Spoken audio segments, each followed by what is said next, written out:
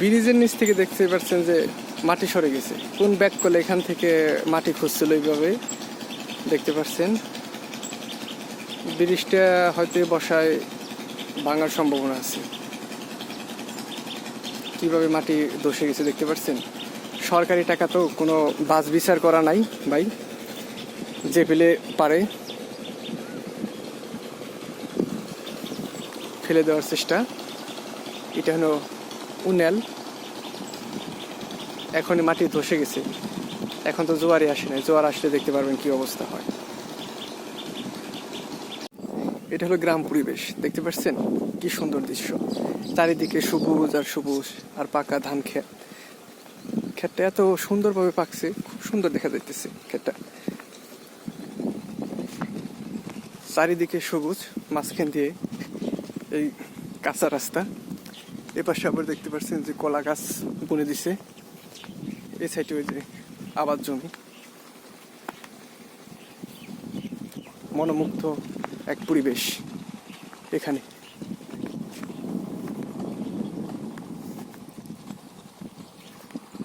অনেক সুন্দর দৃশ্য।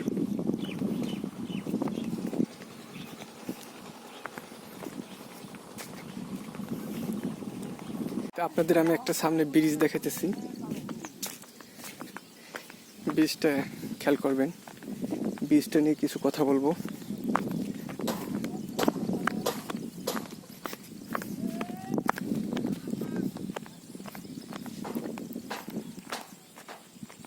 এটা হলো খাল।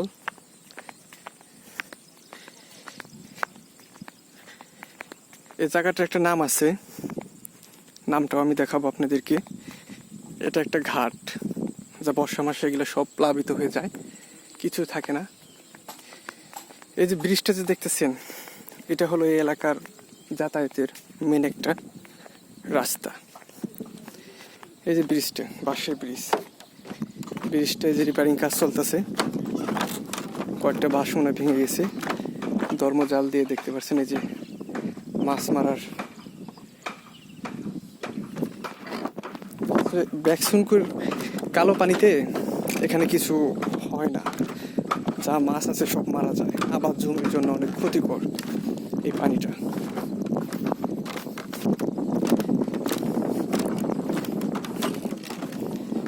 এই যে দেখেন, এই যে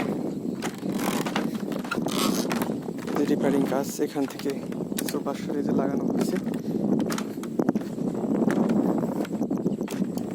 সামনেও রিপেয়ারিং করতেছে ভাইরা।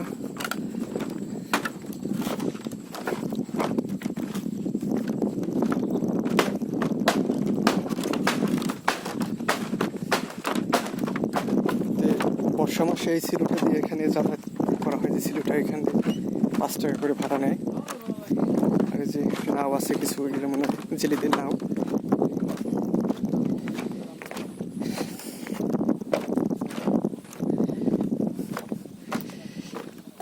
আমার এই বয়সে আমি একবার আমার বাড়ি যে গোপাল বাড়ি ছিল, এখন আমরা যে তালটি থাকি, তে এই ঘাটটার নাম হলো, এই যে দেখছেন ঘাটটার নাম নুরা মাঝির ঘাট। দেখছেন সন 1986 ইন। তো এই পারের ঘাটের যে মানুষ আছে, এরা যদি অসুস্থ হয় এদেরকে কিভাবে নেয় আপনারা কি জানেন? জানেন না, যেহেতু যাতায়াতের ব্যবস্থা নাই, গাড়ি ঘোড়া নাই। তার জন্য আমি একদিন দেখি,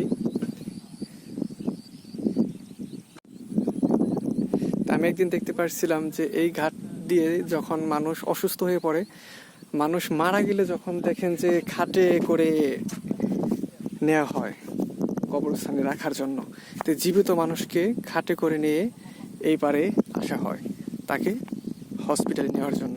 তো এই ব্রিজটা যদি হতো অনেক ভালো হতো, এই এলাকার জন্য অনেক উন্নয়ন হতো, মানুষের যাতায়াতের জন্য অনেক ভালো। আমার চোখে দেখা ভাই এই সমস্ত কাজকর্ম এই এলাকায় ঘটে। জীবিত মানুষকে মরা মানুষের খাটে করে ট্রিটমেন্ট দেওয়ার জন্য নিয়ে যায়। এর থেকে ভাই দুর্ভাগ্য আর কিছু নেই। আর এটা হলো ঘাস ক্ষেত।